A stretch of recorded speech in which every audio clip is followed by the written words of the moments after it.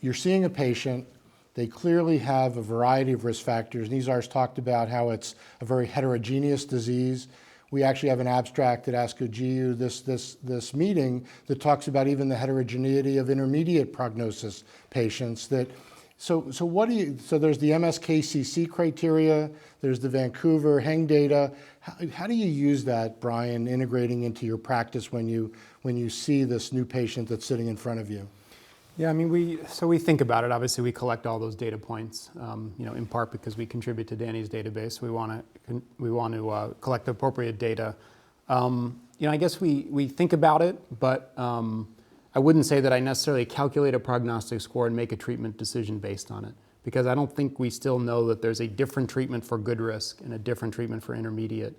We know that temsirolimus was studied in poor risk, but I'm personally still not convinced that that means that drug or class of drugs is better in poor risk than the VEGF agents. It's just kind of the funny way that drug developed.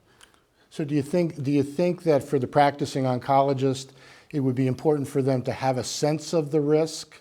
Maybe not necessarily make decisions around the risk category for an individual patient, but for those of us obviously interested in clinical trials, it would be critical for us to make sure that the populations that we treat are homogeneous.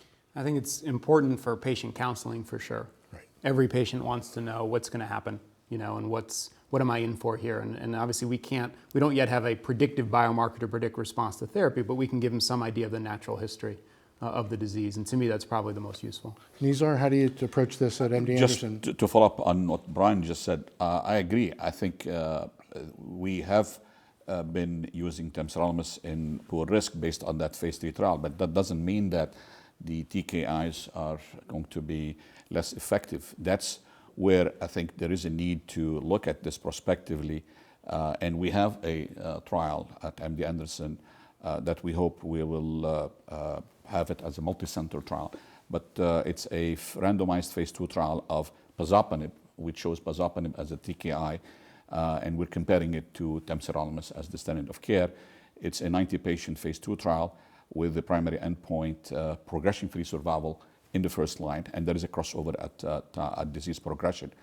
So we enrolled about 30 patients so far, and I can tell you, I mean, obviously the trial is ongoing. We will probably have an interim analysis when we have more events, but it looks like pazopanib is holding up in the poor risk category. These are patients with clear cell histologies who have poor risk disease. I think the most challenging in my practice, the most challenging therapeutic decision is that patient who has poor risk and has non-clear cell histology. And you mentioned about sarcomatoid. I find it the most challenging is to treat a patient with, say, papillary type 2 with sarcomatoid dedifferentiation or chromophobe with sarcomatoid dedifferentiation. These are unfortunately the most difficult situations to face, because I do not believe target therapies are effective in these, unfortunately, patients.